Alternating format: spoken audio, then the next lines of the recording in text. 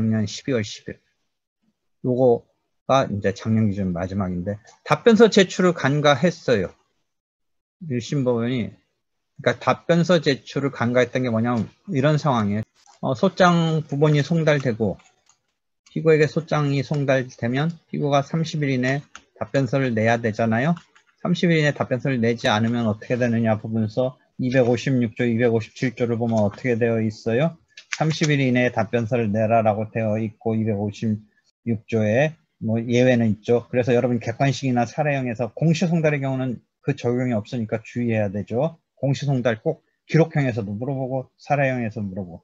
공시송달은 피고가 30일 이내 답변을 함에 있어서 송달된 것으로 공시해서 하는 거지만 실제 답변을 해내기가 송달을 받아서 자기가 반박을 한다라는 것의 설정이 조금 공시가 됐기, 공시송달로 된 거니까 그것을 이제 고려해서 예외로 하고 있다. 그걸 자주 묻죠. 그 다음에 하여튼 30일 이내에 원칙적으로 답변서를 내야 되는데 내지 않으면 257조에 변론 없이 판결한다는데 이 경우에 변론 없이 판결하는 경우인데 거기서 보면 판결이 선고되기까지 그래서 무변론 판결을 한다라는 이 시점까지 30일 이내에 안 냈어도 이 시점까지 답변서 내면 무변론 판결할 수 없다라고 257조 1항이 그렇게 되어 있어요. 그러니까 딱 여기서 그냥 끝내고 그렇게 해서 여러분이 이해하면 안 되는 게 요 사이에 뒤늦게라도 내면 무변론 판결을 할 수가 없고 판결을 해줘야 돼요. 이해했죠? 우리가 일반적으로는 30일 이내에 내야 된다. 무변론 판결한다 하는데 조문을 찬찬히 보면 요 사이에 무변론 판결을 하는 왜냐면 30일 이내에 안 나왔으니까 이제 변론 없이 판결해야겠다라고 판결 선고일이 잡혔는데 그 사이에 낸다면 무변론 판결을 할 수 없다 있는데 근데 요 판례는 그것을 갖다가 그 사이에 낸 건데 그러니까 그 와중에 낸 건데 그걸 법원이 놓치고 무변론 판결로 갔어요. 그러니까 처음에 30일 이내 안 내서 판결 선고기를 잡아서 무변론 판결을 하려는데 그 사이에 냈어요.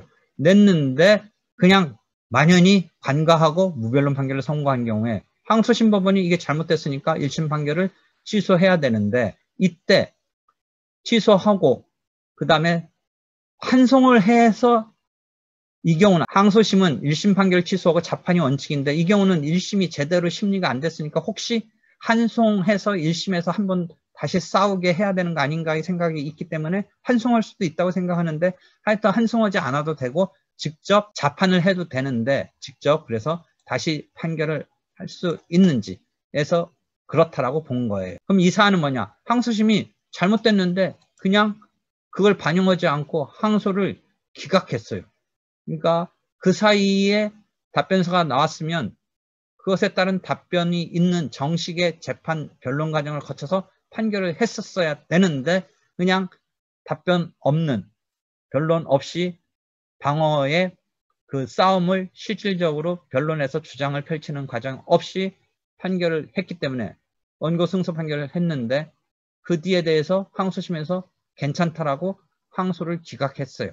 그래서 여기서 쟁점은 그것은 잘못된 거다. 답변서가 왜 간과됐냐면 30일 이내에 안 냈기 때문에 안 냈다고 생각했는데 그 다음 단계에서 낸 것이 간과됐고 그러니까 항소심은 이 판결에 대해서 잘못됐다고 취소해야 되는 거고 그 다음에 혹시 1심에서 제대로 싸운 게 아니니까 이때는 자판하는 게 아니라 판송을 해야 되는 거 아닌가 이 생각도 할 수 있는데 직접 하더라도 괜찮다.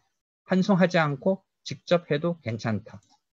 의 판단이에요. 그러니까 기존에 이런 법리는 교과서에서 또는 설명에서 없었는데 어떤 상황이 특이해서 이런 법리가 나왔기 때문에 소개하는 거예요.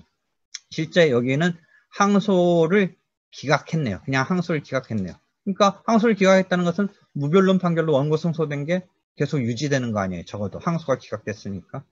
그러니까 문제가 있는 것이다라고 해서 1심 판결을 취소하고 환송하느냐 자판하느냐는 뭐 생각에 따라 다를 수 있는데 항소심이 자판할 수도 있는 것이다. 의 부분서 나온 판례입니다. 이해되겠죠? 이렇게 해서 원심은 항소를 기각했는데 대법원이 바로 잡았네요. 되겠죠? 이건 요 앞에 사건과 관련돼서 새로운 게 아니라 환송하여야 하는지 여부에서 환송하지 않고 소극이라는 말은 꼭 환송하지 않아도 된다. 즉 필수적 환송. 원판결이 소각화 판결이라면 이제 1심 판결이 본안에 대해서 그런 상황이니까 항소심이 재판하지 못하고 그 사건을 1심 법원에 환송하여 다시 심리하여야 한다.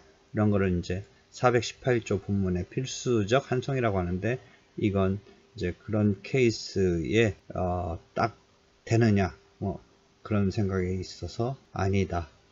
그 다음에 임의적으로, 필수적이 아니라 임의적으로 법원이 환송할 수 있느냐, 뭐 그런 특별한 또 필수적 환송에 관한 조문 이외에 임의적 환송에 관한 조문은 지금 현재 있지는 않아요. 그래서 이 사건은 그런 환송에 관한 조문 내지는 임의적 환송의 규정이 있느냐, 요거와도 조금 관련은 있네요. 이런 규정은 없다. 환송은 없고 스스로 재판한 경우에 대한 사안을 하나 과거에서도 판례로 내가 정리한 걸 보여주는 거네. 알겠죠? 여기까지가 작년 판례 나온 거이고 해서 이걸 통해서 여러분 3시간 정도의 3학년 올라가는 학생을 대상으로 설명을 한 거예요.